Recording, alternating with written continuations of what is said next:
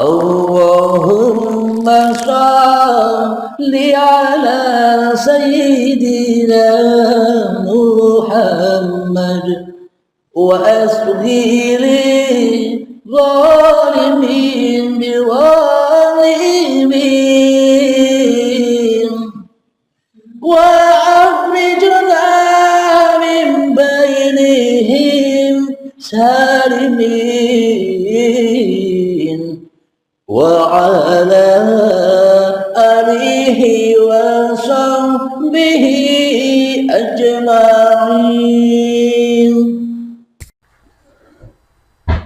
Assalamualaikum warahmatullahi wabarakatuh. Bismillahirrahmanirrahim. Ashhadu an la ilaha illallah wa ashhadu anna Muhammadar Rasulullah. Allahumma salli ala sayyidina Muhammad wa ala ali sayyidina Muhammad. Rabbis rahli sadri wa yassirli amri wahlul 'uqdatam min lisani yafqahu qawli. Amin. Bismillahirrahmanirrahim.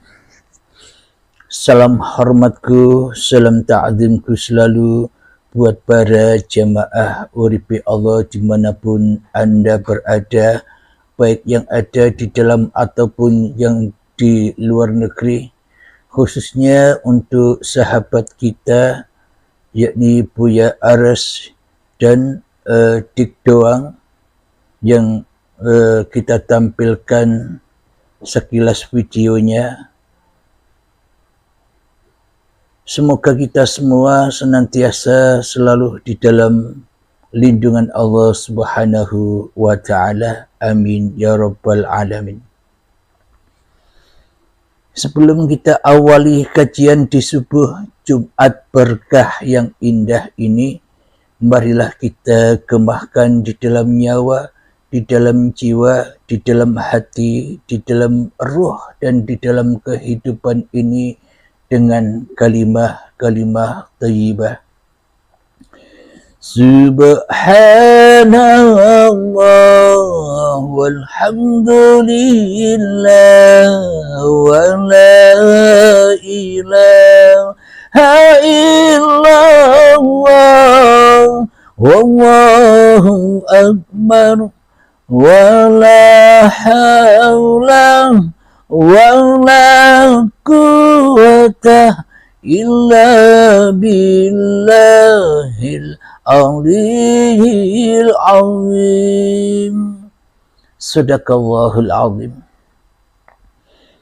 Alhamdulillah, di Jumat subuh yang indah ini kami mengangkat tema yakni perbincangan tanya jawab yang indah antara sahabat kita Buya Ares dan saudara Dik Doang yang kami hormati dan yang kami santuni keduanya, dengan tema wisata menjelang 7 langkah datangnya mungkar dan nakir tiap-tiap diri manusia saat di dalam kuburannya.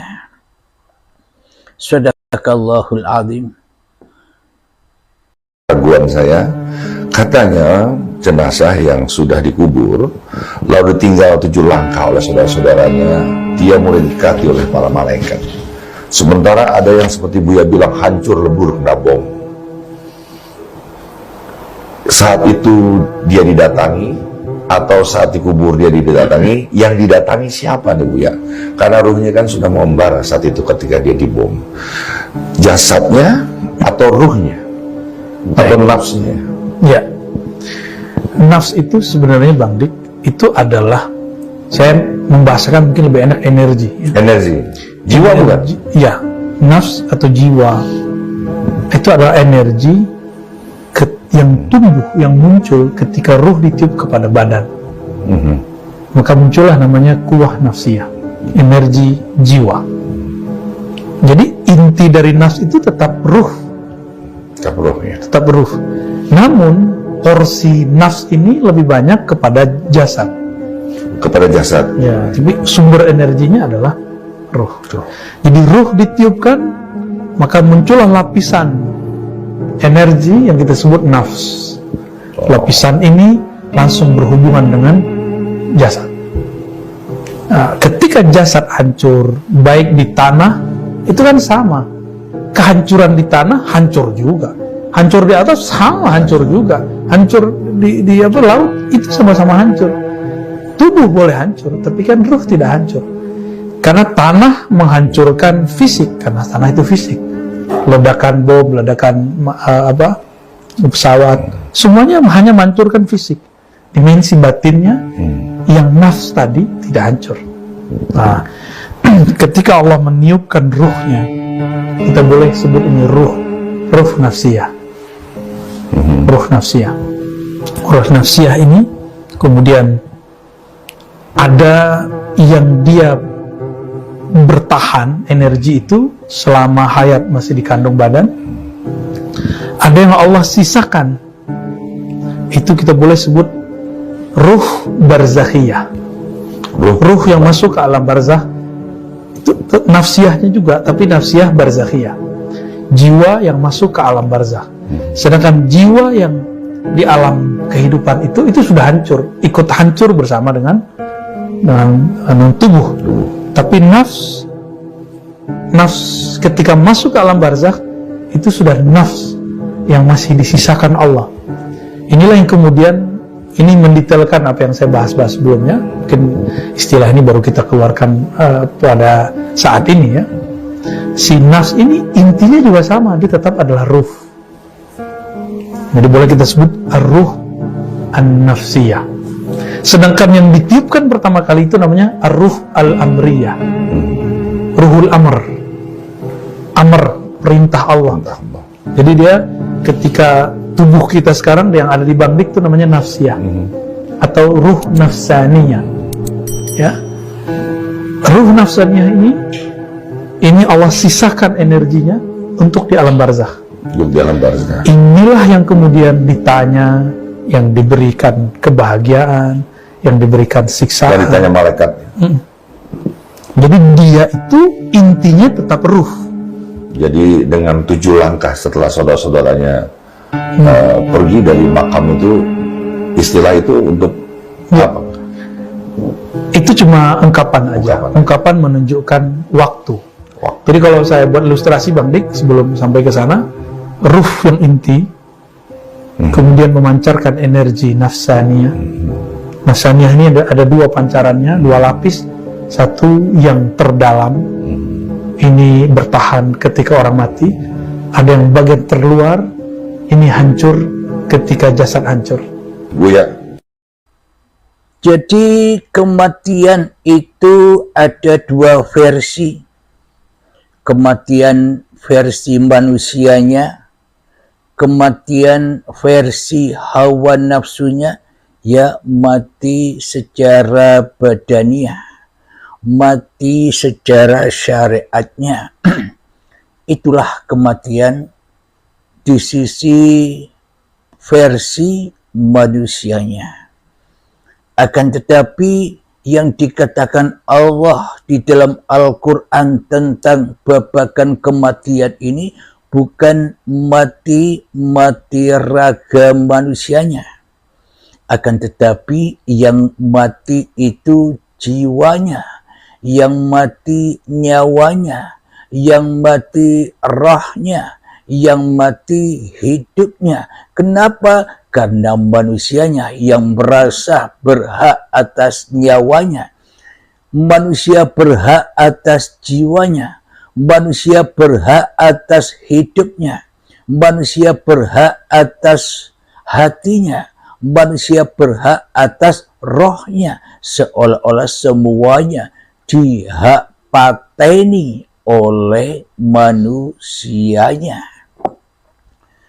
Manusianya yang merasa wujud, manusianya yang merasa hidup, manusianya yang merasa berperan di muka bumi ini. Sedangkan Allah dianggapnya tak ada, sedangkan Allah dianggapnya gaib, sedangkan Allah dianggapnya tak wujud dan tak dianggap hadir di dalam kehidupan di dunia ini selama ini. Sementara Allahnya gaib bagi kita. Itulah yang dikatakan kematian versi Allah, versi Al-Quran, kematian jiwanya. Mati hatinya hingga keras melebihi kerasnya batu, sehingga jadi bahan bakarnya neraka.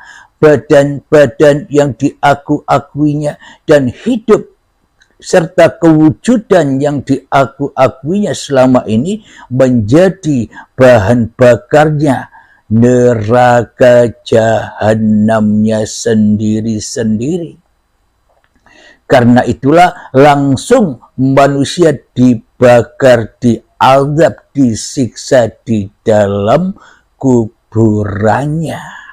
Kapan itu? Ya ketika manusianya mati di sisi Allah. Kenapa? Karena Allah hanya memandang manusia itu bukan memandang wajah dan rupamu, wajah dan hartamu. Allah tidak memandang ilmu-ilmumu dan amal-amalmu. Allah tidak memandang kecerdasan dan kepintaranmu. Allah tidak memandang nasab-nasab keturunanmu, bin ini, bin itumu. Hatta keturunan Nabi pun seperti contohnya Nabi Nuh yang anaknya bernama Kan'an tidak dipandang meskipun ada para nabi. Tidak dipandang dohiriyahnya, tidak dipandang syariatnya. Tapi Allah hanya memandang hati masing-masing manusianya. Di hatinya ada Tuhannya ataukah ada hawa nafsunya. Itu yang dinilai Allah. Jadi kematian di sisi Allah itu bukan matinya badan, akan tetapi hidup badannya, yang mati hatinya.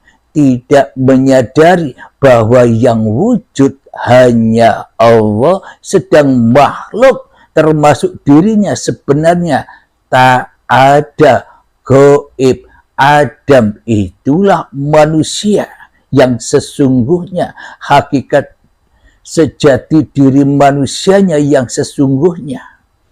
Itulah yang dikatakan kematian di sisi Allah ketika manusianya masih menjadi Tuhan di dalam masing-masing hatinya. Alhamdulillahirabbil alamin.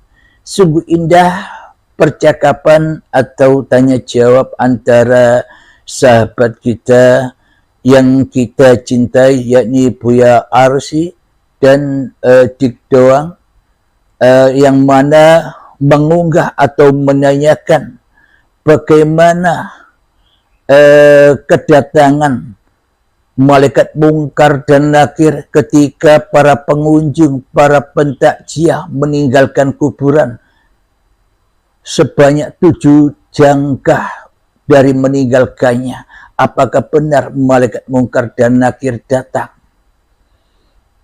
Benar sekali, nyata, hak kejadiannya pada masing-masing diri kita sudah terjadi, tapi bukan nanti. Kalau nanti itu kan masih bayang-bayang wae, masih angan-angan wae, masih imajinasi wae, masih halusinasi hawa nafsu kita sendiri. Akhirnya tidak menyaksikan kesucian ayat-ayat sucinya Allah. Kenapa? Karena hatinya mati, karena jiwanya binasa di dalam hawa nafsunya, karena diri kita selama ini hanyalah menjadi rasul-rasulnya iblis dan setan di dalam hati kita. Karena apa? Karena setan, iblis kita anggap gaib, ya kita mudah dibohongi. ya kita mudah untuk diperbudak oleh iblis dan setan karena kita selama ini tidak tahu setannya, karena kita selama ini tidak sadar telah mati meninggalkan Tuhannya. Tersebut diabadikan dalam Al-Quran, inna syaitana lakum aduwwum mubin. Sesungguhnya syaitan itu adalah musuh yang amat nyata bagimu. Coba kita cek di dalam hati kita, siapa yang nyata, siapa yang wujud, siapa yang hidup, siapa yang besar, siapa yang perkasa, siapa yang agung, siapa yang maha mulia di dalam hati kita selama ini. Kan diri kita sendiri yang wujud, menjadi Tuhannya diri kita sendiri selama ini daripada dituhani Tuhan bukan.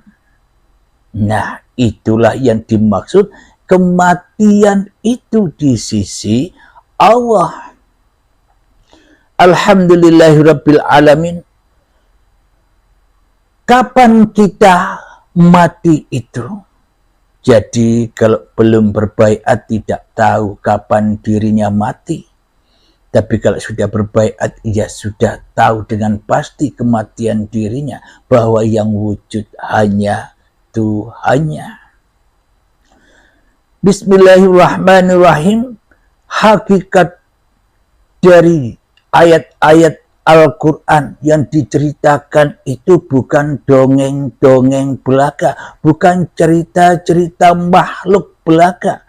Yakni dulu ada Nabi Adam dan Siti Hawa, ada akhir zaman, Dajjal, setan, iblis yang menggoda Adam. Semua itu bukan cerita yang di luar diri kita.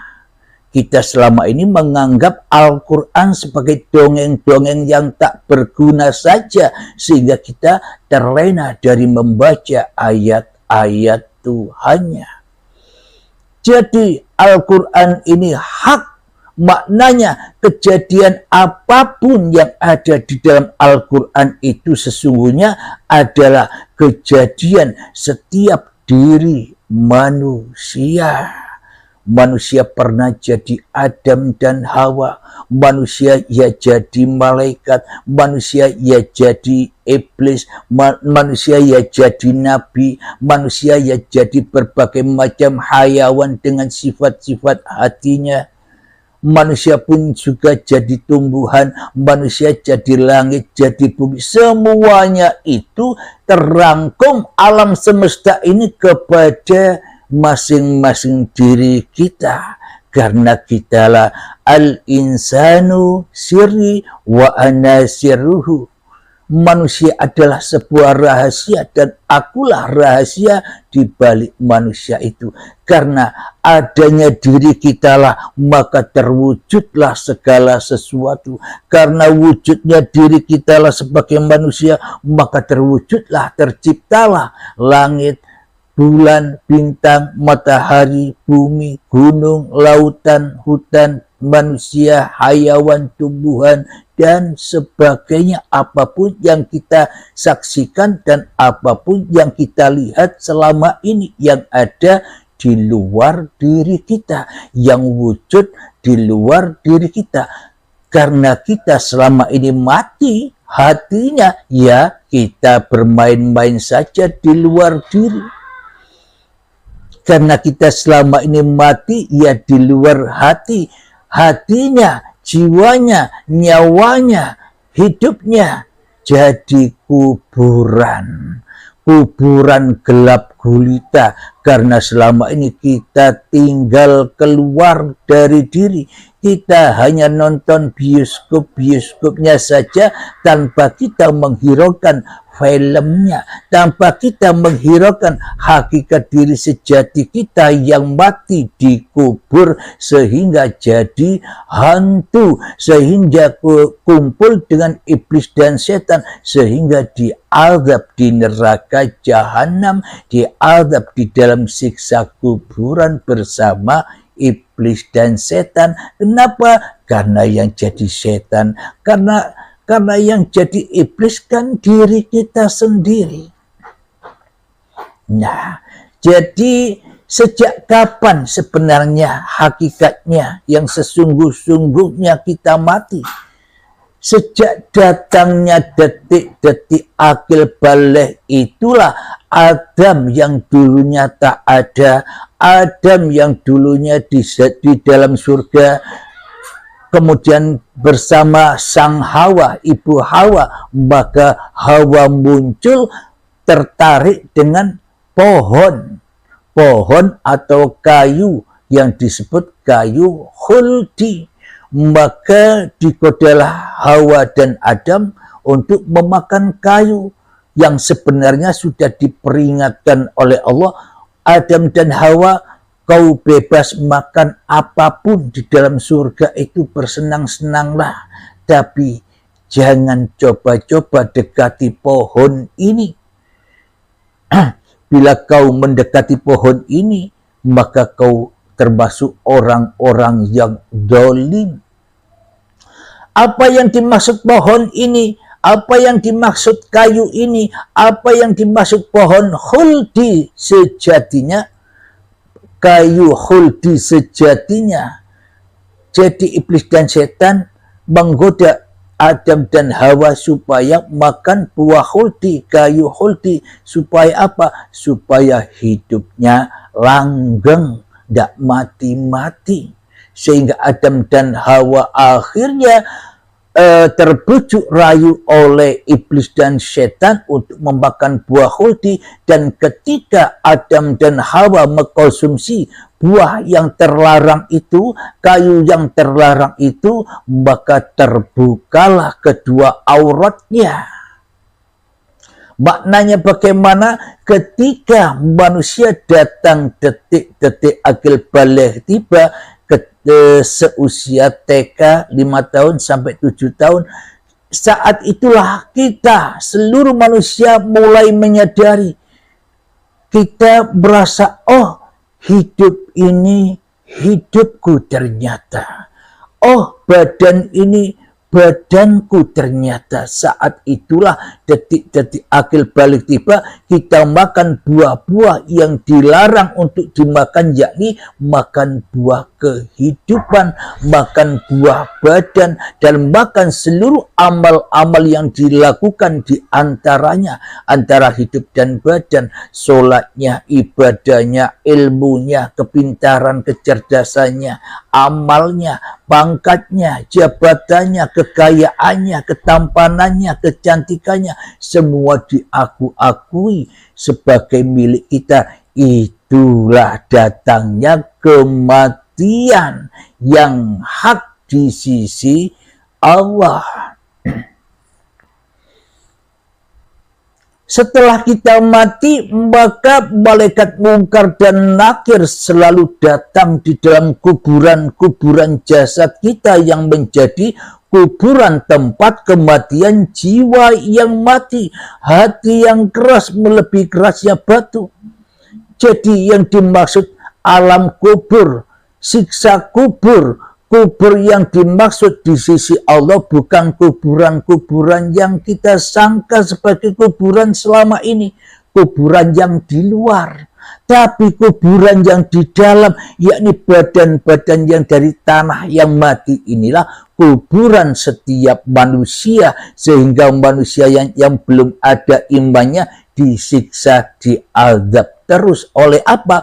Oleh hubbud dunia, oleh cinta-cintanya terhadap sejenisnya, seperti umatnya Nabi Lut cinta sejenisnya, sehingga diazablah oleh Tuhannya. Alhamdulillahirabbil alamin. Sebenarnya malaikat mungkar dan nakir selalu hadir di dalam tiap-tiap detik diri kita, di hati kita. Ketika kita lagi duduk, datanglah mungkar dan nakir. Warabbuka halim, berhubung halimnya yang ada, berhubung halimnya yang wujud, berhubung halimnya yang hidup, berhubung halimnya yang berkuasa, sedang Allahnya gaib, ya tidak menghiraukan pertanyaan-pertanyaan malaikat mungkar dan nakir. Jangankan mungkar dan nakir, Allah saja tidak kita hiraukan, Allah saja kita sekutukan, Allah saja kita serupakan dengan kewujudan diri kita sendiri di hati kita, yang seolah-olah kita jadi Allahnya jadi makhluk, Allahnya gaib, Allahnya mati, padahal yang mati awake dewe.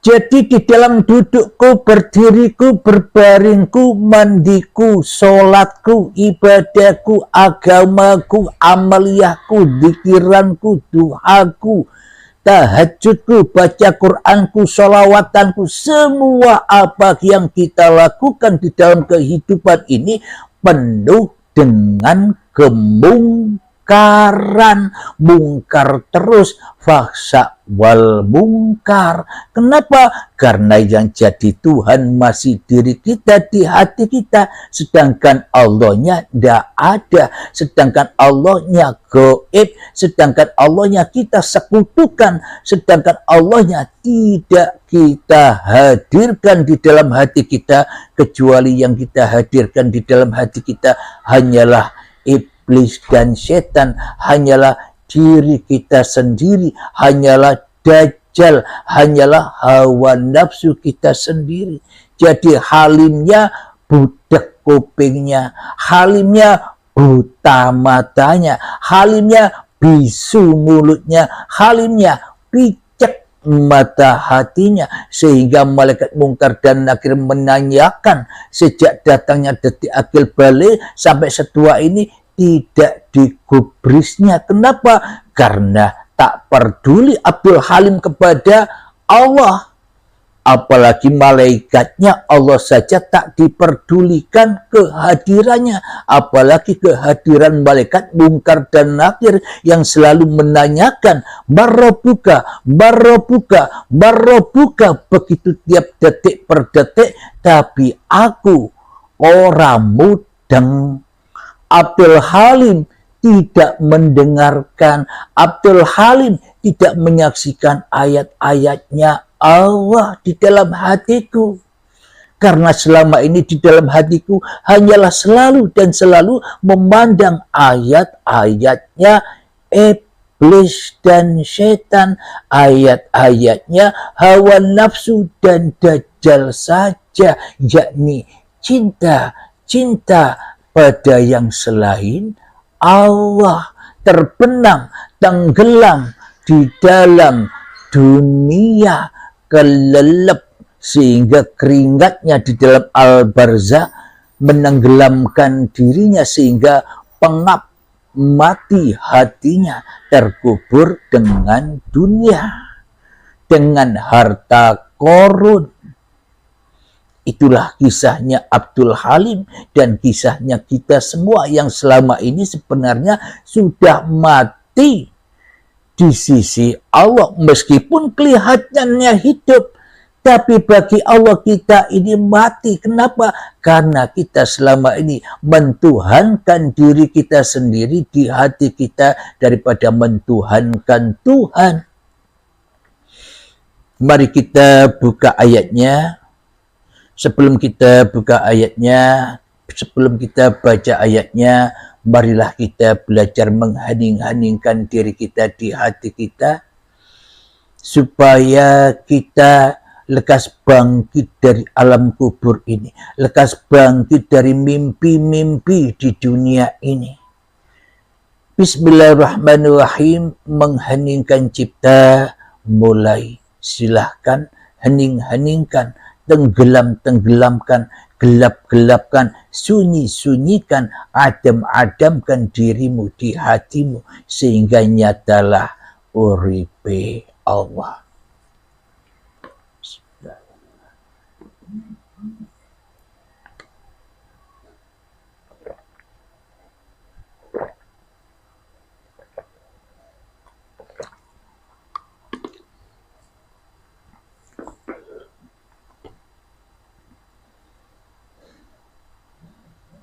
Alhamdulillahirabbil alamin, mengheningkan cipta selesai. Nanti dilatih sendiri-sendiri, tiap detik per detik dilatih sendiri-sendiri. Mari kita buka di dalam surat Al-Baqarah ayat yang ke-165. A'udzu billahi minasyaitonir rajim. Bismillahirrahmanirrahim. Wa minan nasi man yattakhidhu min dunillahi andadan yuhibbunahum ka hubbillah. والذين آمنوا أشد حبا لله ولو يرى الذين ظلموا إذ يرون العذاب أن القوة لله جميعا وأن الله شديد العذاب. Yang artinya, dan di antara manusia ada orang yang menyembah Tuhan-Tuhan selain Allah sebagai tandingannya, yang mereka cintai seperti mencintai Allah. Adapun orang-orang yang beriman sangat besar cintanya kepada Allah. Sekiranya orang-orang yang berbuat zalim itu melihat, ketika mereka melihat azab pada hari kiamat, bahwa kekuatan itu semuanya hanya milik Allah, bahwa Allah sangat berat azabnya, niscaya mereka menyesal. Shadaqallahul adzim. Mari kita kupas. Sesungguhnya pada pencipta dan di antara manusia ada orang yang menyembah Tuhan selain Allah. Siapa dia? Ya diri kita sendiri selama ini. Kita yang merasa wujud, kita yang merasa hidup, kita yang merasa perkasa, kuat, berkuasa, dan sebagainya. Kita lebih mencintai, mengadakan, menghadirkan diri kita sendiri di dalam hati kita daripada mewujudkan, menghidupkan, memahakuasakan, menghadirkan Allah di dalam hati kita seperti kita mencintai Allah. Bila kita mencintai Allah, bila kita membela agama Allah, berarti sesungguhnya hanya Allah yang ada, hanya Allah yang wujud, hanya Allah yang hidup di dalam hati kita, di tiap-tiap diri manusianya. Itulah tandanya manusia mencintai Tuhannya.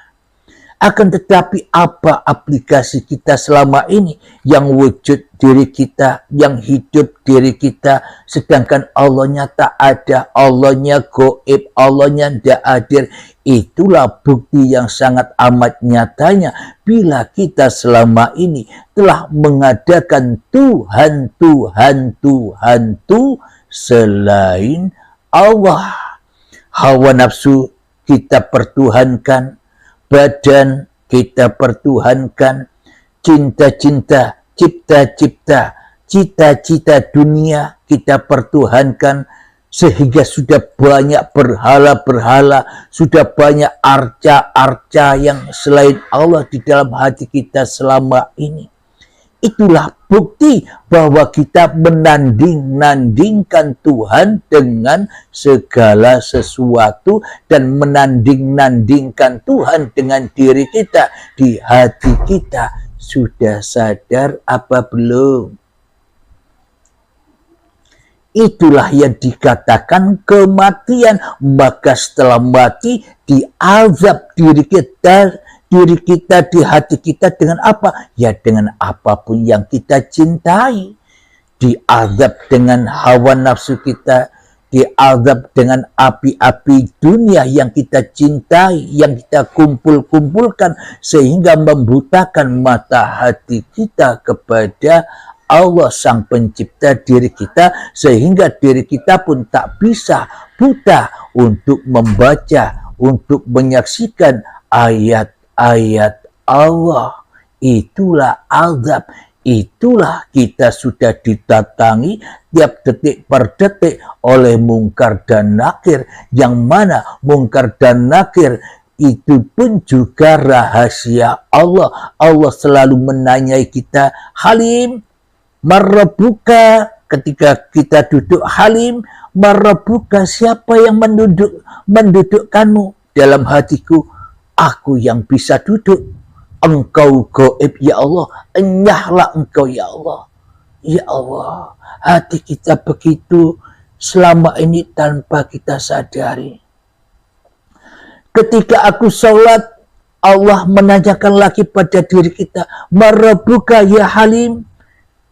Di dalam hatiku, aku tak butuh engkau Allah, gaib saja, karena aku yang bisa sholat sendiri, menyembah awakku dewe, menyembah kebanggaanku dewe, menyembah kemuliaanku dewe. Kau tak ku anggap, pergi, enyalah, gaiblah.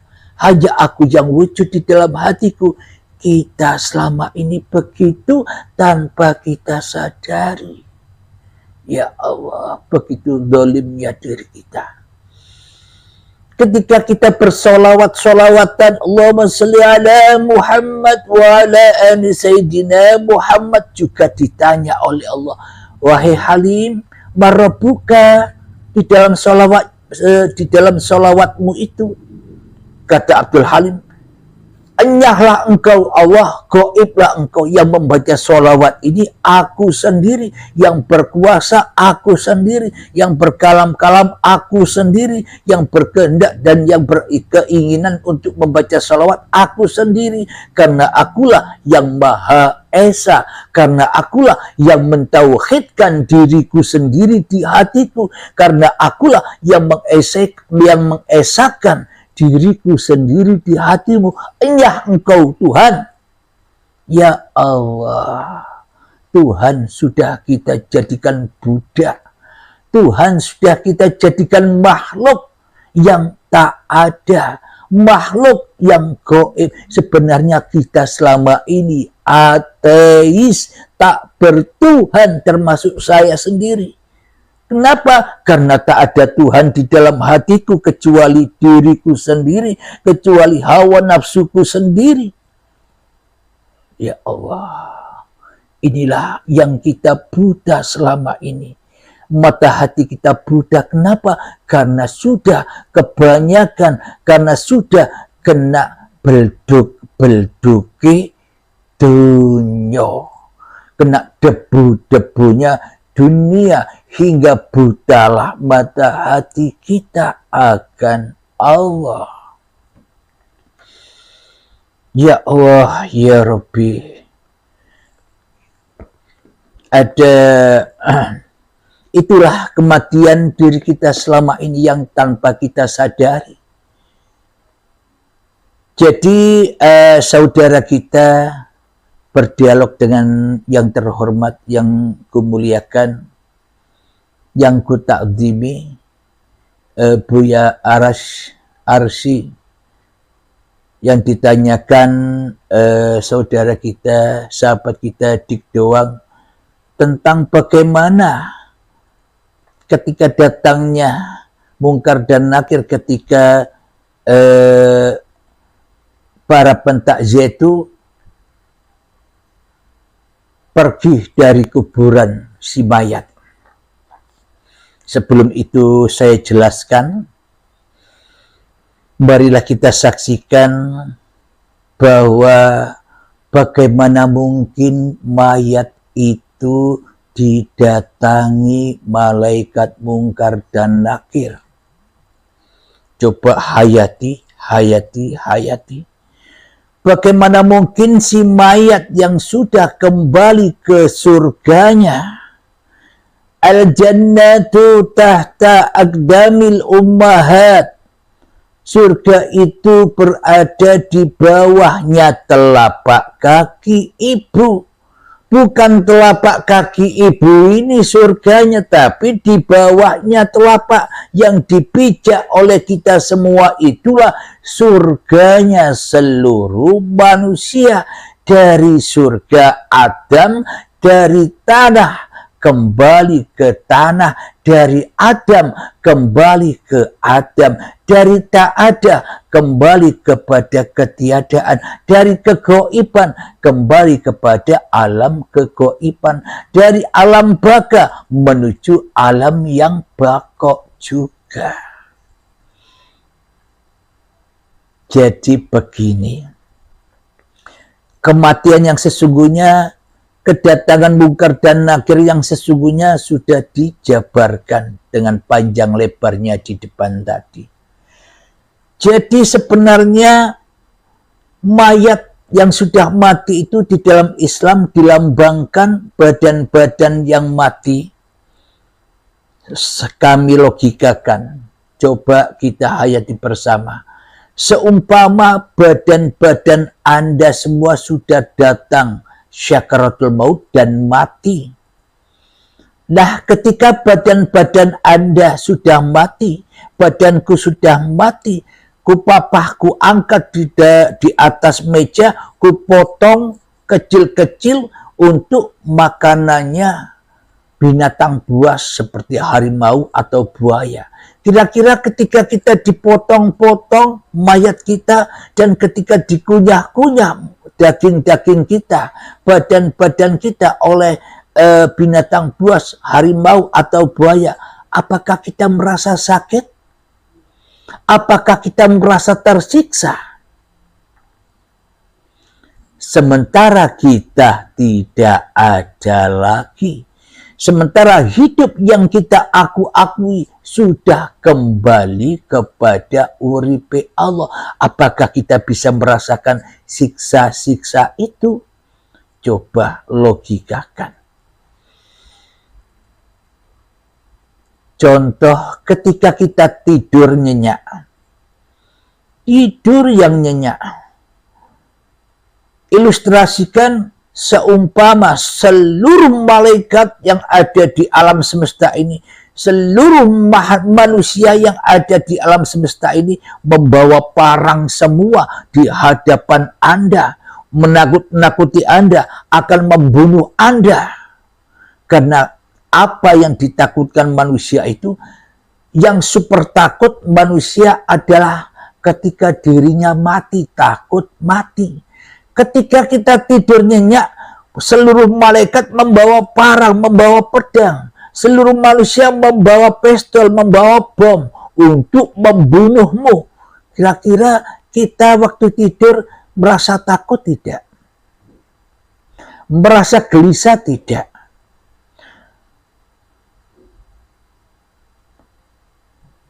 Ketika tidak ada manusianya, meskipun ditakut-takuti dengan apapun, ya gebek wae, wong ora ono menungsane. Jadi sama dengan mayat ini. Ketika mayat kita potong-potong, ya sudah tidak ada hidupnya, sudah tidak ada siksanya, tidak ada rasanya lagi. Sama seperti ketika saat kita bayi, tahu apa saat kita bayi? Ketika bayi kita dulu dipotong-potong atau dimakan anjing, kita yang tidak tahu. Tidak tahu apa-apa. Kenapa? Karena kita tidak ada. Syariatnya kita ada. Tapi hakikatnya kita tidak ada. Ketika kita masih bayi dulu, seumpama ditakdirkan oleh Allah, mati dalam kandungan, mati diterkam binatang buas, mati dibunuh oleh orang tuanya, ya kita tidak tahu apa-apa, tidak terasa apa-apa, wong kita tidak ada ceritanya. Jadi awaluhu wa akhiruhu sama. Datangnya dari tanah, kembalinya ke tanah, ya sama. Ketika kita mati pun kita sudah tidak tahu apa-apa lagi, apalagi ada siksa dan azab segala. Coba pakai logika kita. Jangan pakai angen-angen wae. Jangan pakai halusinasi wae. Jangan pakai imajinasi wae. Jangan pakai iblis dan setan. Dan jangan pakai hawa nafsu di dalam menyaksikan ayat-ayat Allah yang belum pernah kita saksikan selama ini di dalam hati kita, di dalam pemahaman kita.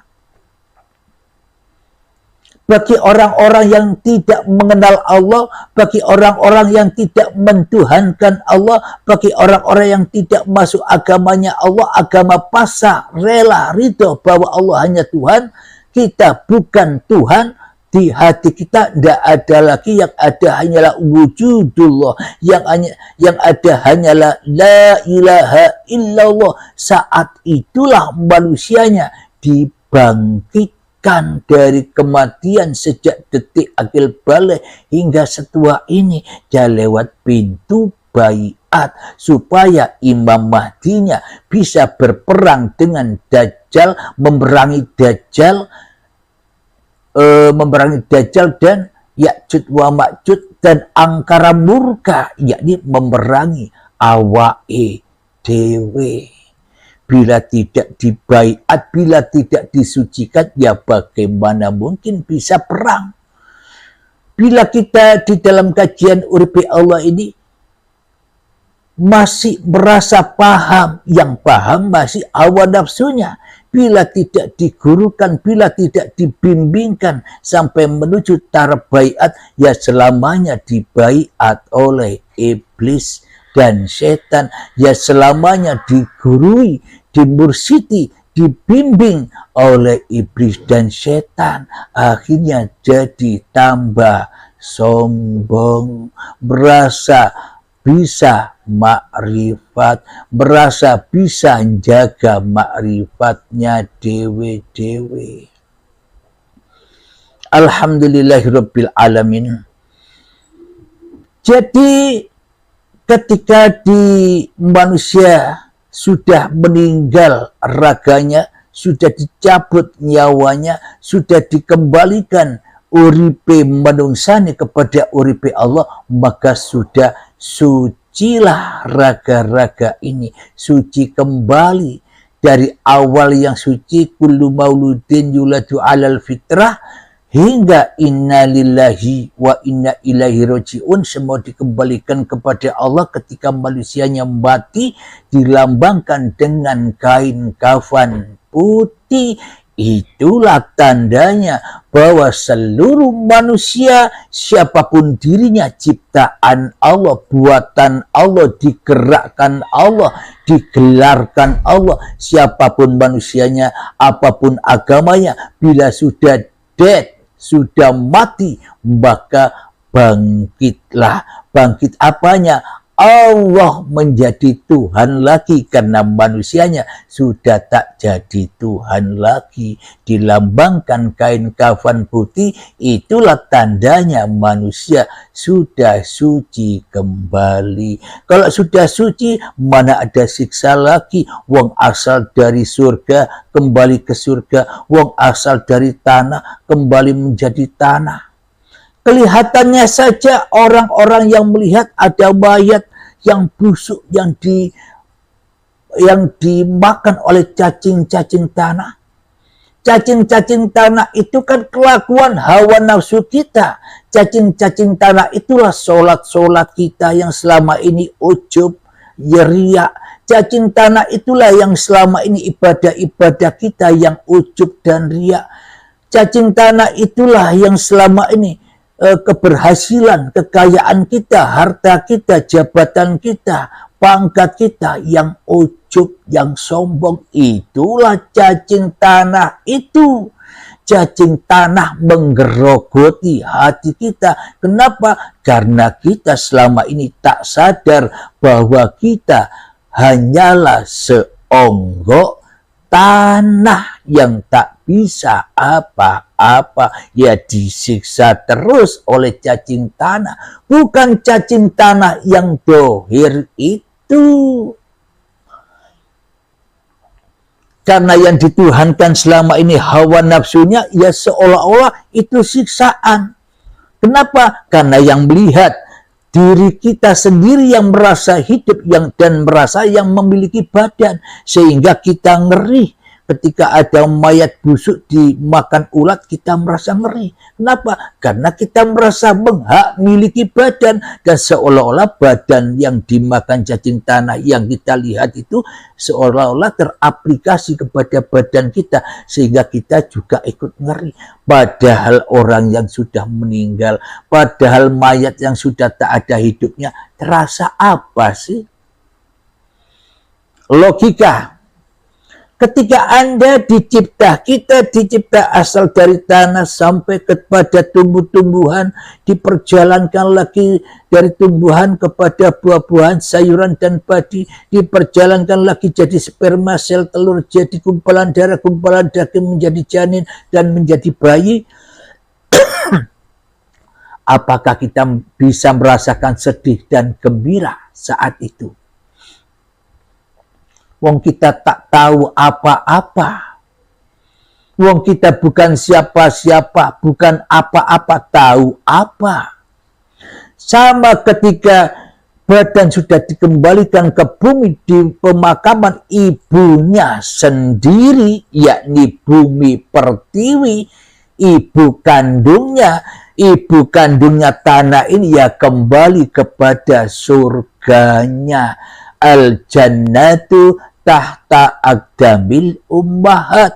Surga itu berada di bawah telapak kaki ibumu dewe. Ibu yang selama ini kita hina dina, kita digendong di muka bumi, tapi kita maksiat kepadanya.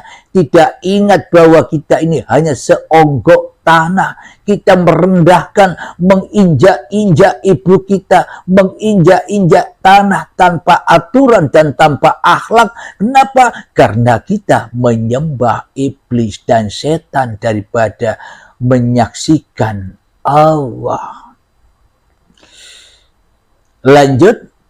Jadi sebenarnya yang dituntun oleh Pak Mudin ketika di pemakaman itu merebuka seolah-olah kepada mayat. Orang tidur saja, seumpama Anda tidur, saya talkin, wahai fulan, merebuka, apa Anda bisa jawab?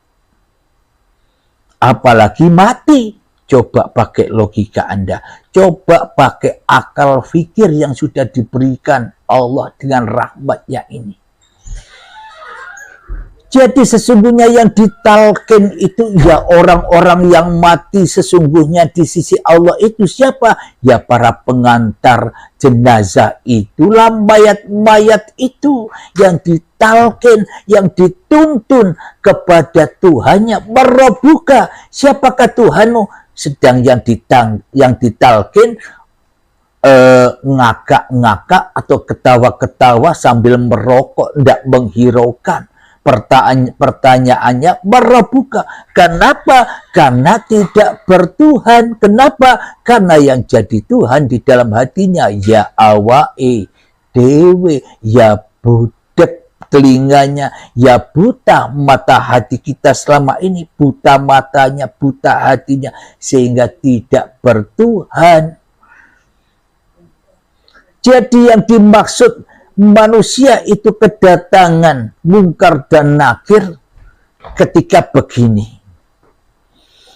Jadi sesungguhnya yang ditalkin, yang dituntun kepada Allah oleh Pak Mudin itu sebenarnya bukan mayat. Masa ahli surga dituntun ahli neraka?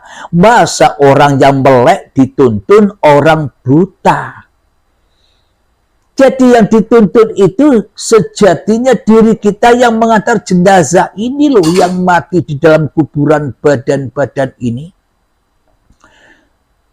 Jadi ketika kita menyaksikan mayat saudara kita atau teman kita atau sahabat kita atau tetangga kita, ketika kita di pemakaman, ketika mayat itu mulai ditindih oleh tanah, dikubur, diuruk tanah, hati kita menangis menyaksikannya.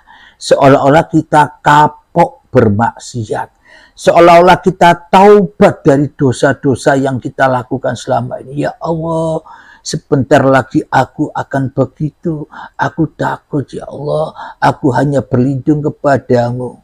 Kok iyo gombal amoh. Nah, ketika kita menyaksikan hal yang demikian, seolah-olah kita taubat nasuha, tidak akan berdosa-dosa lagi, tidak akan bermaksiat-maksiat lagi. Saya minum dulu. Mohon maaf.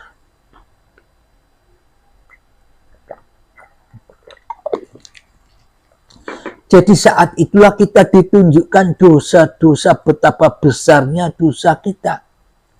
Sehingga kita ketakutan kalau tiba-tiba kita sama seperti orang yang sudah mati. Kenapa? Karena keyakinan kita, karena iman kita selama ini setelah kematian, waduh nanti ada kematian, ada mungkar nakir, diadab, disiksa, ya Allah aku takut. Karena yang jadi Tuhan awake dewe. Nah, ketika datang dari puncak-puncak, ketika kita melihat saat-saat itu seolah-olah kita kapok bertaubat dari apa yang kita maksiatkan kepada Allah selama ini. Setelah selesai Pak Mudin membaca salawat, Allahumma sholli ala Muhammad, Allahumma sholli alaihi. Setelah pulang dari makam, baru 7 jangkah. Kita sudah mungkar lagi. Baru 7 jangkah kita bermaksiat lagi. Tidak ingat lagi kepada kuburannya, tidak ingat lagi kepada kematiannya. Kita tersesat lagi ke dalam dunia bersama iblis dan setan. Itulah yang dimaksud pertanyaan dari saudara kita Dik Doang, 7 langkah datangnya mungkar dan nakir. Sesungguhnya sudah datang sejak akil balik dulu, tapi berhubung mata hati kita buta, berhubung kita ateis, berhubung kita tak bertuhan, berhubung kita tak beragama, kita buta, tuli, budek dari itu semua. Ya termasuk saya juga sama. Di sini saya pun juga belajar bersama-sama dengan Anda. Saya tak butuh santri, tak butuh murid, tapi saya hanya butuh sahabat-sahabat yang rela, ridho, kembali kepada Tuhannya. Alhamdulillahirabbil alamin. Semoga saya khususnya dan semoga kita semua termasuk sahabatku yang kusantuni Buya Aras dan Dik Doang, semoga kita semua mendapatkan pelajaran-pelajaran dari paparan-paparan uripe Allah ini dan mendapatkan hidayah, petunjuk dari Allah untuk merubah, untuk hijrah dari alam kegelapan, dari alam yang fana, kehancuran, menuju alam yang terang benderang, menuju ke alam bako, alam kelanggengan, alam surga. Amin ya rabbal alamin. Sebelum kita akhiri, marilah kita gembahkan selawat dolimin daf'ul bala. Allahumma salli ala sayyidina Muhammad wa asghili zalimin bizalimin. Allahumma salli ala sayyidina Muhammad wa asghili zalimin bizalimin. وأخرجنا من بينهم سالمين وعلى آله وصحبه أجمعين. Bismillahirrahmanirrahim. Allahumma ya qadiyal hajat, Allahumma ya mujibad da'wat, Allahumma ya rafi'ad darajat, Allahumma ya muhillal muskilat, Allahumma ya syafiyal amrat, Allahumma ya kafiyal muhimmat, Allahumma ya dafi'al baliyat, Allahumma akhtim lana bil iman, Allahumma akhtim lana bil islam, bijahi sayyidil mursalin, Rabbana atina fid dunya hasanah wa fil akhirati hasanah wa qina adzaban nar. Akhir kalam, assalamualaikum warahmatullahi wabarakatuh.